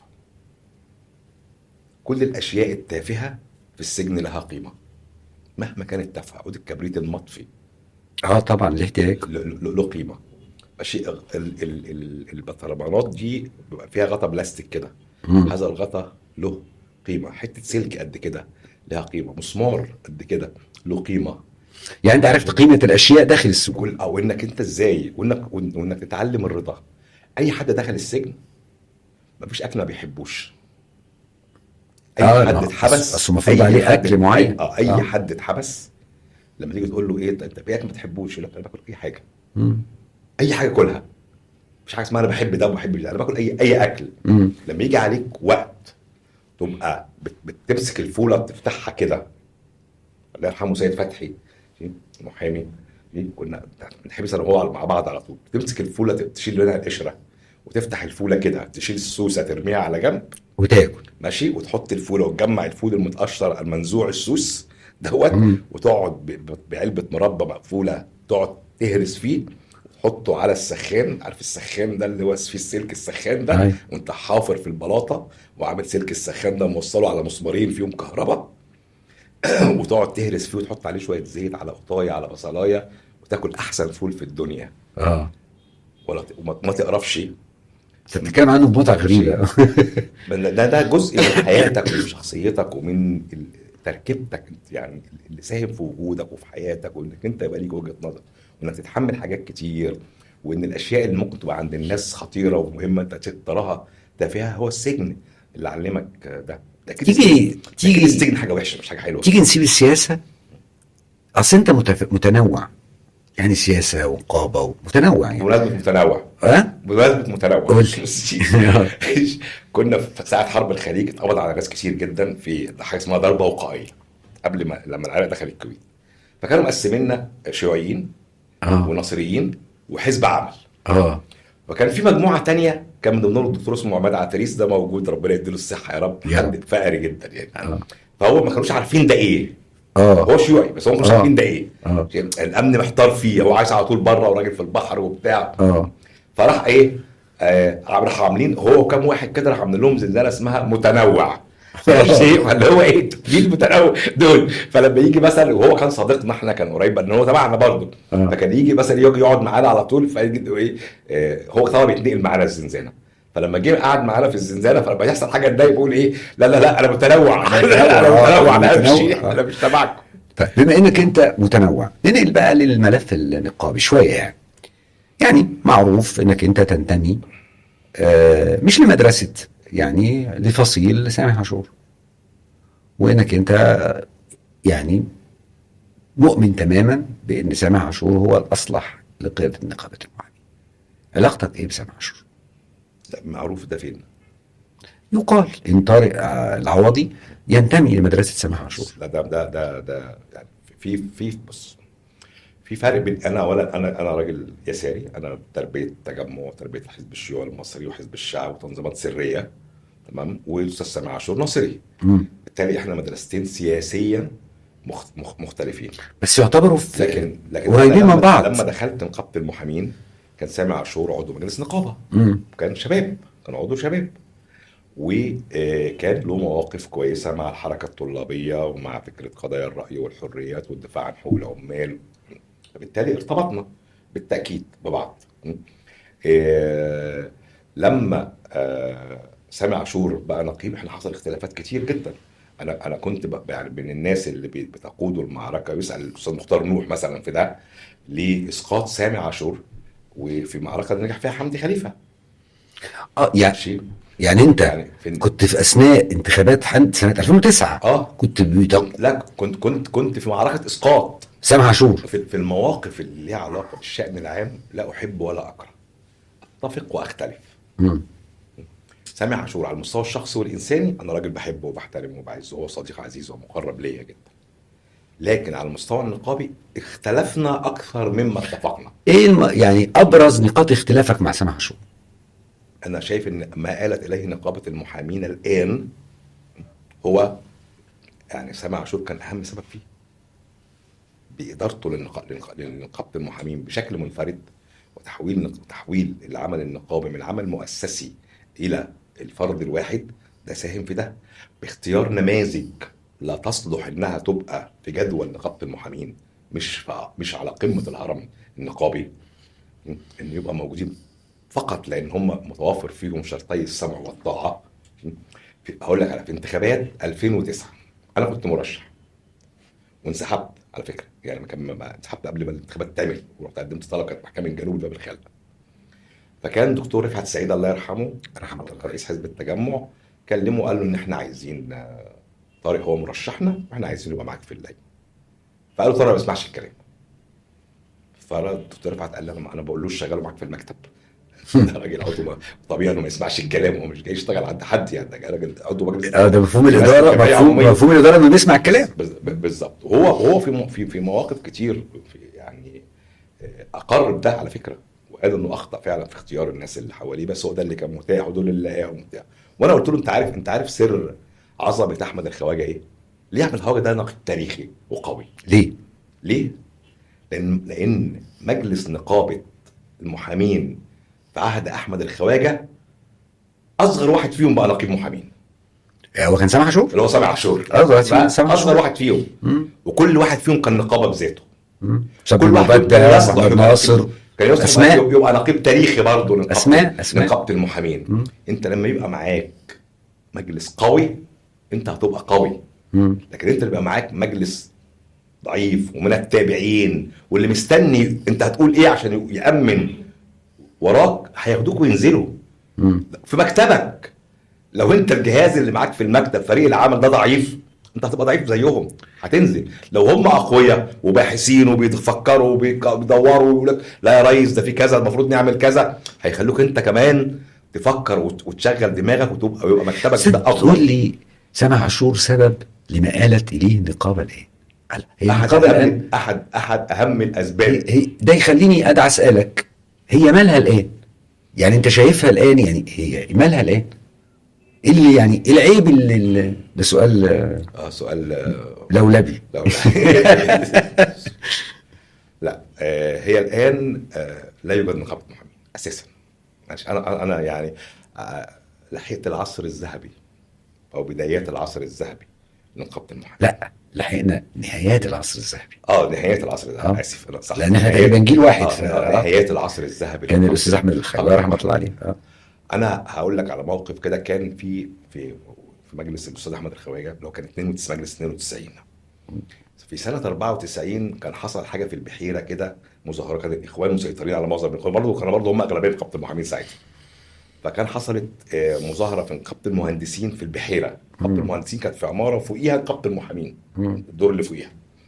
فالامن ضرب قنابل غاز، فقنابل الغاز دخلت في نقابه المحامين. فالمحامين ازاي الان نيجي نهايتنا بقى يضرب علينا. ما كانش قصدي يضرب عليهم. فالمحامين صاروا ومظاهرات وبتاع، فالنقابه قررت تعمل لجنه تقصي حقائق، فاختاروا محامي صغنن كده ابتدائي لسه يروح هو بجواب من النقابه يبقى يعمل لنا تقرير عن الحادث وايه اللي حصل بالظبط. مين المحامي؟ المحامي ده هو طارق العوضي. يا انت كانت علاقتك قويه قوي بالمجلس لدرجه انه يختاروك انت اللي جدا جدا. ف وادوني جواب كده، وانا ركبت اتوبيس بتاع شرق الدلتا دوت ما كانش عندي عربيه ولا بتاع، وخدت بعضي ورحت على النقابه. مدير الامن، الحكيم دار، مدير المباحث، النقيب، ووكيل النقابه، وده مستنيه. لكن انا اتخضيت يعني، يا جماعه وسيادتك وشوف سيادتك لما حصل كذا. ايه ده؟ ما هو ده اكيد مش عشانك انت، ما حدش عرفك. انت مين انت يا ابني؟ انت لسه جاي اصلا النقابه بقالك ساعتين ثلاثه، انت مين؟ لكن انت جاي انت بتمثل نقابه المحامين. نقابه المحامين فهم بيتعاملوا مع نقابه المحامين، فكله بيحترمك، كله بيتعامل معاك بتبجيل كبير وعظيم. عايز تقول لي ان ساعتها كانت نقابه المحامين في مجدها بقى؟ بالظبط.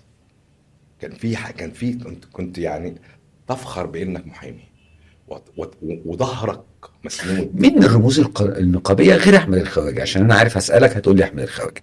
غير احمد الخواجه، الرموز النقابيه اللي طارق العوضي بيشوف انها مثل اعلى في المحاماه والنقابه والسياسه. العمل النقابه 3. هناخد العمل النقابي لا والمحاماه في الثلاثه. في الثلاثه واحد بس؟ واحد. مين؟ شيب ولن يجود الزمان بمثله.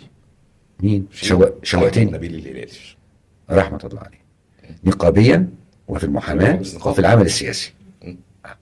يعني فاكر سنه 92 واقف كنا بوزع ورق الاستاذ احمد نبيل الهلالي الله يرحمه، فكل ما ادي محامي ورقه يرد عليا يقول لي ايه ده؟ هو نبيل الهلالي محتاج دعايه؟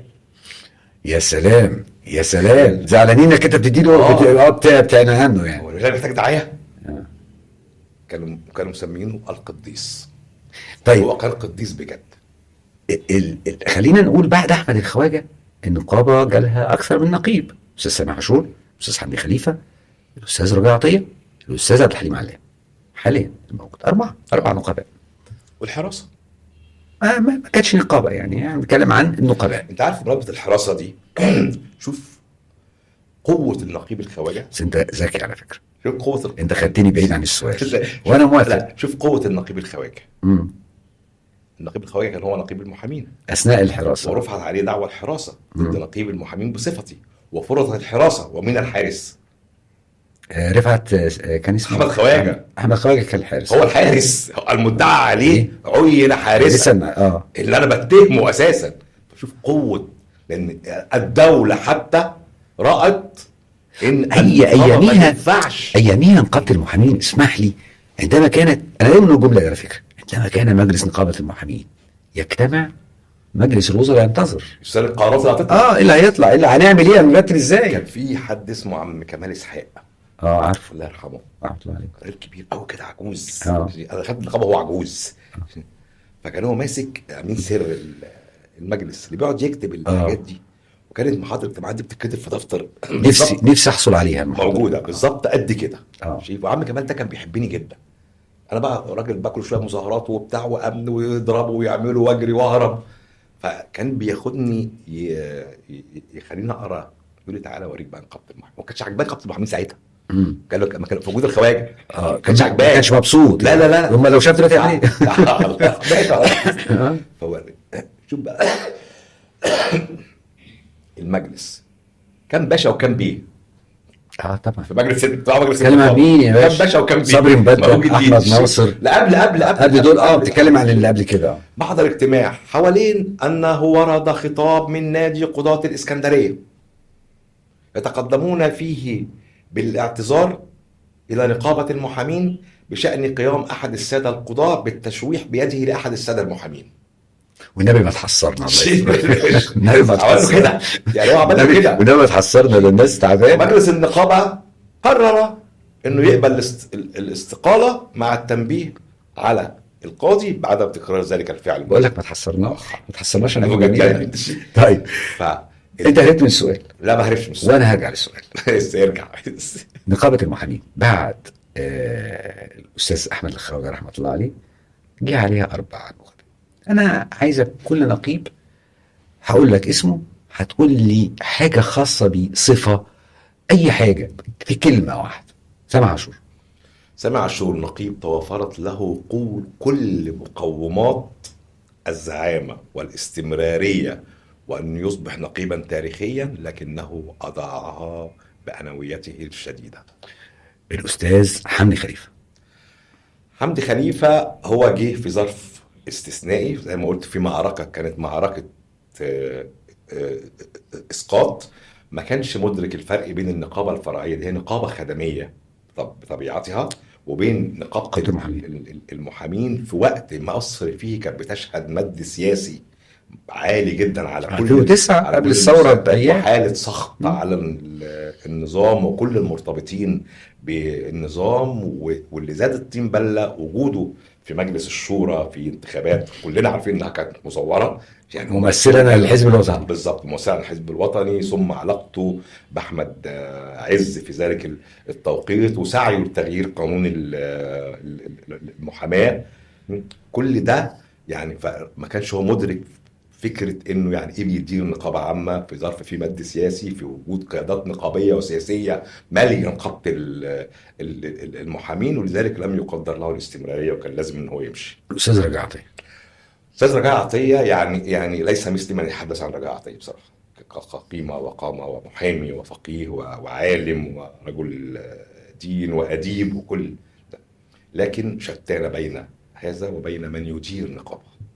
يعني ظلم، يعني ظلم بادارته النقابه، حلمه اللي هو كان يبقى نقيب ظلمه، خد منه ما ادالوش. لا، انا رايي ان هو الاستاذ رجاء عطيه، وانا اعرفه من اول انتخابات نزلها سنه 2000.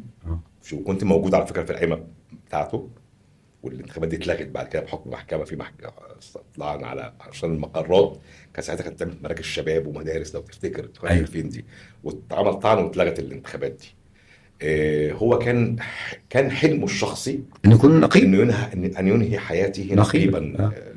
خد منه الحلم ده بقى ولا اضاف له؟ لا، خد منه، لم يضيف له بصراحه. يعني رجاء عطيه اكبر من ان يضيف له هذا المنصب شيء. طيب، هنقدر نحكم على الاستاذ حليم علام ولا المده مش كافيه للحكم عليه وعلى ادائه؟ لا، نقدر نقيم مواقف ونتعامل معاه بمنطق القرار الايجابي والقرار السلبي. وانا شايف ان عنده القرارات السلبيه كتير، يعني كان يجب ان يفعل ذلك لكنه لم يفعل. يعني انا عايز اقول لك ان انا مثلا اتكلمت مع النقيب ابو حليم علام واكتر من عضو من المجلس. يا جماعه، انتوا عندكم محامي عضو لجنه العفو الرئاسي، طبعا، وعندكم محامين محبوسين، ما تعملوا لنا طلب، زقوا معايا لو سمحتوا، زقوا معايا في ان احنا نطلع المحامين المحبوسين. معلش تاني كده قول لي التصريح ده عشان مهم قوي، لان لازم نعمل لك عليه كلوز اب وتقوله. زقوا معايا، يعملوا لنا طلب على ورق النقابه، ويقولوا لنا في ان احنا عندنا الاسماء دي، زي ما نقابه الصحفيين بتعمل. يعني خالد البلش كل اسبوعين 3 طلب، وكل قايمه يطلع له ناس. لان مش احنا بس اللي بنتكلم، ده كمان النقابه بتتكلم. وفي الاخر انت عندك محامين انت عارف ان هم متاخدين في حاجات اي كلام. المده اللي قاعدينها بقى لها كتير، ما بقولكش بقى طلع قيادات وناس. واستجابوا ولا لا؟ لا، حتى هذه اللحظه ما تمش الاستجابه، حتى هذه اللحظه لم يستجيب احد خالص. على فكره انت ضيف متميز جدا لسبب. كل سؤال اساله لك في ملف بتنهي لي بجمله بتنقل لي من الملف التاني. بمناسبه انك انت قلت انك عضو لجنه العفو الرئاسي، لو في مؤرخ هيأرخ المرحله دي او التجربه دي، تجربه العفو الرئاسي اللي هي اعتقد انها حاليا مجمده، مش عارف هذا الاعتقاد صحيح او غير صحيح، يقول ايه بقى المؤرخ ده عن هذه التجربه؟ هيقول كلام وحش جدا. هيقول كلام، هقول لك ليه. قبل تشكيل لجنه العفو الرئاسي دي او اعاده تشكيلها، ما كانش حد يعرف حاجه عن حاجه. يعني انا شخصيا ما كنتش اعرف. يعني انا فوجئت ذات يوم برساله: حضرتك مدعو لافطار الاسره المصريه. تمام؟ من مكان، يعني من الرئاسه. فانا اعتقدت ان الرساله دي جايه غلط. يعني مبعوثه لحد ليه؟ انت راجل سياسي يعني ونقابي. لا، لم تدعيني الدوله في اي خالص، ودايما شايفاني يعني ان ده العنصر الاثاري زي ما بيكتبوا مثلا. وانا كان بقالي 2 3 بقول يا جماعه احنا عايزين نقعد مع حد، يا جماعه ما ينفعش كده، القطيعه دي ما تنفعش، لازم نسمع بعض. احنا عمالين نهاجم الدوله عماله تهاجمنا، عمالين نشتمهم، عمالين يشتمونا، ما نقعد. احنا في الاخر كده المركب دي لو غرقت هتغرق بينا كلنا، واذا رست لبر الامان هترسي بينا كلنا. ما تيجوا نقعد، خلينا نقعد نتكلم نسمع بعض. طيب كان بقالي فتره بتكلم في ده، مع زياده اعداد الناس اللي محبوسين بتبدا تتراجع انت عن مواقفك دي، انك لا مش عايزين نقعد بقى، طب كده عمالين تحبسوا في الناس. ففوجئت بهذه الرساله، فانا اعتقدت الرساله دي جايه غلط، بس في النهايه دي جايه من الرئاسه، اكيد. مش هينفع تقول يعني تطنشها حد. فانا بعت رد ان يشرفني. تاني يوم تواصلوا معايا تليفونيا، لو سمحت الدعوه بعت حد ياخد الدعوه، عشان تعرف دي بتبقى دعوه على ختم الرئاسه وامن الرئاسه وبتاع. بعت حد خد الدعوه، وقعدت متردد ان انا هل اكتب ولا لا. اعلن ان انا رايح ولا يمكن غير انت رايهم. بقى معارض وبتاع واخد مواقف ثوريه فراح تقعد مع رئيس الجمهوريه ايوه دي دعوه ووجهت لمعارضين ومؤيدين وفطار، وكانت خطوه كويسه. رحت الفطار، وانا على باب فندق الماسة رحت كاتب شيء: أشارك اليوم في حفل إفطار الأسرة المصرية بدعوة كريمة من رئاسة الجمهورية. بس وقفلت التليفون عشان ما بيضت الفراغ جوه، قفل التليفون وحطيته في العربية وركبت العربية ودخلت. حضرنا الفطار، الرئيس قال الكلمة بتاعته، وكانت كلمة فيها بقى نقلة نوعية، لأن كان أول مرة رئيس يتكلم عن الحوار الوطني، ورفع شعار الخلاف في الوطن في الرأي لا يفسد للوطن قضية، وإن إحنا وطن يتسع للجميع والحاجات دي. أنا شخصيا كنت قاعد مبسوط من الكلام ده، كان كلام جديد. الدولة بتقول كلام مختلف وبتقول يلا نقعد وانا شايف الاستاذ حمدين قاعد اهو، يقوم رايح مسلم على حمدين، فاستاذ حمدين يقول له حسام مؤنس طلعه، فيطلع القرار في نفس اليوم بالعفو عن حسام مؤنس.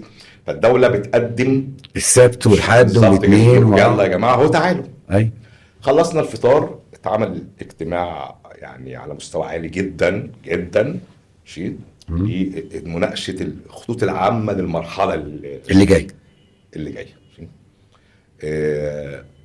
الدولة بتسمع، وانت واللي بيسمعوا دول يعني اصحاب القرار، يعني اللي يقدروا ينفذوا اي حاجه. اتكلمنا في ملف المحبوسين والناس وحريه الراي والتعبير والاعلام. تقريبا اجتماع قعد 3-4 ساعات، حوالي 4 ساعات تقريبا يعني.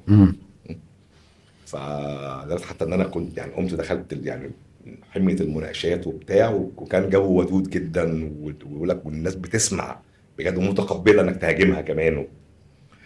دخلت الحمام وجيت راجع تاني ادخل، فطبعا انا كنت جوه والله يا جماعه بجد شايف ده بقولهم طيب.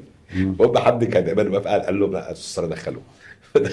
دخلت خلصنا الاجتماع وخرجت لقيت الدنيا مقلوبه، ان في حاجه اسمها لجنه العفو الرئاسي بيعاد تشكيلها، وان انا موجود فيها ما كنتش عارف. ما فيش قرار طلع يعني، واحنا قاعدين او يعني وهناك كلنا بقى كمحامين وفرحنا بصراحه. يلا على بركه الله. يعني الحق يقال ان كل الاجتماعات اللي تمت بعد كده وكل الخطوات العمليه اللي تمت شهدت ان تقريبا كنا كل 48 ساعه بنطلع مجموعه، وكل الاسماء اللي كنا بنوديها كانت تم الاستجابه ليها. وعندنا محامين كانوا واخدين احكام خرجوا منهم الاستاذ زياد الهليمي والاستاذ محمد باقر، وصحفيين. انا فاكر يوم يحيى حسين عبد الهادي الحكم صدر النهارده، واحنا اتضايقنا جدا من الحكم، وازاي واحنا بنعمل عفو ولا بنحبس الناس بتاع. فيعني كلمتهم يا جماعه كده تحطونا في موقف. تاني يوم خد عفو. طبعا حتى طلب مننا صيغ البيان ده ساعتها باسمك، انا صيغه البيان يعني. حتى انا كتبت: وتلقت اللجنه وعدا بالعفو عنه في اول دفعه. ماشي، فهم حتى عدلوا بس الجمله دي في البيان، واللي هي ايه؟ ببحث العفو عنه في اول دفعه. وفعلا بعديها ب 48 ساعه كان تم العفو عنه. اشتغلت اللجنه كويس تمام. طلعنا لغايه سنه فاتت ما يقرب من 1600 شخص، ما بين عفو واخدين الاحكام وما بين محبوسين احتياطيا. احنا كنا بنودي القايمه الصبح الساعه 3 الناس تكون في بيتهم، انها بتخرج من باب السجن، ما بيروحوش اي مكان تاني. السجن يتصل بالاهالي.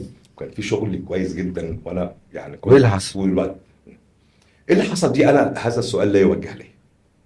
هل هي مجمده فعلا؟ ولا مجمده دي يعني ما فيش تواصل، لكن في تواصل، لكن مفيش نتائج. لكن ما فيش نتائج. ماشي، ما تقلكش لا وما تقلقش وما تقلكش وتقعد يعني تصوت يا جدعان يا جماعه يا حضرات ما ينفعش. وفي حالات فعلا لازم تخرج. وفي المشكله يا جماعه مش في المحبوس بس، زوي في اهله. زوي. انا فاكر ان انا بعد شهرين كده من حصلت حمله عليا جامده جدا على السوشيال ميديا. فانا قلت انا جايب نفسي وجع دماغ ليه؟ يا عم انا مالي، انا راجل محامي. ده انا حتى اول قرار خدته لما جيت لجنه العفو الرئاسي ان انا ما اخدش قضيه من الدوله، عشان ما تبقاش انت عرضه للكتب والقاء، عشان الشبهه. وده خسرني كتير، والقضيه دي ما باخدهاش على فكره لغايه النهارده، ما باخدهاش عشان انت لسه عضو. بالظبط، عشان خاطر انا مش عايز حد يجي لي بصفتي عضو، هيجي لي بصفتي بس انا عضو، فلا شكرا خلاص. ف يا جماعه، فقلت خلاص انا هكبر. بدات المع على السوشيال ميديا ان انا همشي. فجات لي رساله من سيده جوزها كان محبوس، وكانت بتقعد تزن عليا ليل ونهار. بعد ما قلت لهم ابوس ايديكم طلعوهم عشان خاطر انا تعبت من الراجل دوت والنبي طلعوه. فطلع. فجت بعتت لي قالت لي انا حاسه انك انت عايز تسيب لجنه العفو. هو انت فاكر انت جيت اللجنه دي بمزاجك؟ ده انت ربنا اختارك. انت كنت محبوس قبل كده وعارف يعني ايه سجن. بس انا هقول لك على حاجه واحده، لو عايز تسيب اللجنه انت عارف انت عملت فيا ايه. طب هتقول لي بقى عملت فيك ايه اللجنه؟ طب هتقول لي جمله واحده، قول لي بعد الفاصل. جمله واحده، قول لي بعد الفاصل. طب قول لي. انت عارف انت عملت فيا ايه؟ انت سترتني. وحكت حكايه بقى، عرض كان جاي لها من احد. ده اللي خلاك انك انت استمريت. بالظبط، قلت انا هتحمل كل حاجه بقى، وكل الاتهامات اللي بتتقال وكل الادعاءات ايا كان صحيحه مش صحيحه، في مقابل ان انا الست اللي قالت لي انت سترتني دي اعرف استر ناس ستات زيها، وربنا يقدرني واقدر اعمل دايما يا رب، ربنا يقدرك. طيب اتكلمنا عن لجنه العفو الرئاسي ووثقتها لي توثيق الاقرب لقلبك يعني. اتكلمنا عن نقابه المحامين، عن مرحله السجن، عن زملكاويتك، عن الاسره، عن كل ده. يبقى بعض الاسئله اللي انا هحتاج منها اجابات. مين الشخص اللي طارق العروضي يقول له دلوقتي انا اسف ما تزعلش مني؟ لازم اقول طبعا لازم تقول ليه. هتقول له انا اسف كمان؟ لازم. افرض مات ما يجراش حاجه يعني، ندعيله بالرحمه. مين؟ فبلاش. لا ليه؟ الدنيا هتقلب. مين بس؟ خلينا نقول الدنيا هتقلب. انا تقريبا وصلت يعني. قول لي مين الشخص. الدنيا هتقلب. لا ولا هتقلب ولا حاجه. والله هتقلب. لا مش هتقلب. حسني مبارك. ناس كتير قالت الكلام ده. يعني انت شايف انك انت بتقول لحسني مبارك رحمه الله عليه انا اسف ما تزعلش مني. طيب بعيدا عن السياسه، في المجال النقابي مين اللي تقولها له؟ اللي اقول له انا اسف ما تزعلش مني في المجال النقابي. في نقابه المحامين انت برضه كل شويه عمال تجيب لي ناس معلش ناس ماتت برضه مات. لا انت ما بتختارش الصحيين عشان ما تختلف، عشان ما تعتذرش يعني. ناس ماتت. لا في الصحيين اللي موجودين خلاص، اصل فعلا يعني كله مات. طيب مين اللي ماتوا؟ هقول لك على في حد انا كنت واخد موقف عدائي منه طول الوقت، بس بسبب منصبه، بسبب انه كان امين المهنيين في الحزب الوطني وكان عضو مجلس نقابه، كنت طول الوقت ضده. لو قرا سوره الفاتحه لا انت قاري الفاتحه غلط. مش هو قاريها صح بس هو انت قاريها غلط يعني. هو انت ضد دلوقتي انت عايز تقول له اسف ضد الحزب الوطني. فلما بتيجي تشوف بقى اللي حصل بعد كده والنماذج المحسوبه على السلطه مع الشخص ده ماشي، فلازم تقول له انا اسف ده انا كنت بعاملك بالطريقه دي. هو الاستاذ سعيد الفقرا الله يرحمه. الله يرحمه. طيب من المجال، من الاسره، احنا خدنا نقابي وخدنا سياسي. الاسره والاصدقاء، مين الشخص اللي في مجال الاسره والاصدقاء اللي انت عايز تقول له ما تزعلش مني انا اسف؟ ما عدا انا يعني، سيبك منها خليها حد تاني. انا اسف محمد عثمان. ليه محمد عثمان؟ هو يعني عايز يكلمني في موضوع كده وانا مش عايز اتكلم فيه. فكل شويه بتهرب منه. هينفع نعرف الموضوع ولا لا مش هينفع خالص. وهكون عايز اتجوز تاني. لا ده انت عارف ده انا كنت بقول ده كنا هنفرح فيه. نفرح فيه طب نسلمه تسليم عالي. طيب مين الشخص اللي طارق العوضي عايز يقول له غير المدام وغير ياما، انا بحبك. انا بحبك قولها له على العلن كده. على العلن كده، على اللي هو العلن. حاس كامل. ليه؟ انا بحبك فانت عايز تصرح بيها؟ بجد. ده يعني فيلم. لا هقول لك ليه. ماشي. انا كان في دماغي صوره ذهنيه عن مدير المخابرات، ماشي؟ وكان في دماغي صوره ذهنيه تانية عن مدير المخابرات الموجود حاليا، اللي هو في عهد الرئيس السيسي. طبعا انا بتكلم على المرحله قبل بقى 22. ماشي. لكن انت لما تقعد مع حد هو راجل مبتسم دائما، تمام، ما بيكلمك بكل ذوق، ما يقولكش غير يا استاذ ايمن، تمام، يعني مش خالص يا استاذ، يا دكتور فلان، يا سياده المستشار. يقبل كل الاراء اللي ضد وبكل حده. بص مش بقى، بقى انا كنت هختم بعد السؤال ده، وكنت حشت سؤال عشان الوقت، بس الاجابه دي هترجعني للسؤال اللي انا كنت هشيله. مم. طارق العوضي معارض قبل الثوره، اثناء الثوره، النهارده مع النظام. حتى الان طارق العوضي معارض. انا معارض للسياسات. مش متنوع، لا بقى. ليه بقى؟ بس بايجاز عشان حاجه كده حاجه على الذكاء الصناعي ريحني، يعني جاوب على بنتي كان عندها نفس المشكله، سامح دي. انك انت بابا انت فين بالظبط؟ فدخلت سالت الذكاء الصناعي هل طارق العوضي معيد ولا معارض؟ هو الذكاء الصناعي ايه؟ قال لها، رد عليها، قلت لها صدقني ده محترم يفهم بجد. قال لها ايه؟ قال لها في المرحله الحاليه طارق العوضي يتعامل مع كل موقف على حده. طيب يبقى احنا نطلب من الناس كل موقف يخشوا على جي بي شات بالظبط. ويسالوا الذكاء الصناعي طارق العوضي معارض ولا مش معارض؟ ولا معيد. ويا ريت يا جماعه تحطوا لنا الاجابه على التعليقات يا ريت. على الفيديو ده. ليه بقى؟ لان انا فعلا بتعامل مع الموقف نفسه. يعني لو في قرار، يعني في قانون الاجراءات الجنائيه انا واخد موقف ضد ساعه ما طلع. كان نفسي اسالك فيه النهارده بس الوقت خلاص. في موقف مصر من دعم غزه، انا مع موقف مصر من دعم غزه. يعني انت حسب المواقف انت تؤيد او تعارض. لكن بالظبط انا يعني تؤيد او تعارض مواقف. انا لا مش اتبنى المنهج التكفيري. انا لا اكفر النظام ولا اخون النظام. انا بتفق وبختلف مع مواقف بتاخدها السلطه. فاذا خدت موقف في صالح الوطن من وجهه نظري، في صالح الجماهير، في صالح الناس الشقيانه الغلبانين، في صالح الحقوق والحريات، انا معاه طبعا. لكن فكره المكايده السياسيه دي انا لا اعرفها. اخر سؤال، ام كلثوم ولا فيروز؟ بالنسبه لي ام كلثوم طبعا. عبد الحليم ولا فريد؟ عبد الحليم طبعا. عمرو دياب ولا هاني شاكر؟ لا ده ولا ده. حبيت اختم معاك بحاجه لطيفه. طبعا الحلقه خلصت بسرعه جدا جدا. اول برودكاست على فكره، دي اول برودكاست اعمله معاك. انا بقول انت خدت الريسك بقى وربنا يستر عليك. لا خدت. انا بحبك بشكل شخصي. يا رب يبقى في يوم من الايام هترشح نفسك نقيب للمحامين؟ حتى الان لا. مفيش قرار. ربما حتى الان لا. ربما في وقت اذا تغير الظرف، تغير المناخ السياسي والمناخ النقابي، ربما اخد ممكن ترشح نفسك كنقيب. لكن انا لو تلاحظ ان انا ما بنزلش انتخابات خالص. ايوه حقيقي. تمام. وده موقفي لان انا شايف 2009 تقريبا. كل زمان رجاله شيء اللي يليقوا بيه. هل لديك اقوال اخرى؟ لا عندي كلام كتير. ما هو لا على فكره ممكن نستنى شويه نعمل جزء تاني. ممكن، مفيش مشكله. استاذ طارق نورتني وشرفتني. ميرسي جدا ومبسوط. وخليها على الله. على الله كل حاجه. اعزائي المشاهدين، خلصت حلقتنا النهارده من خليها على الله مع الدكتور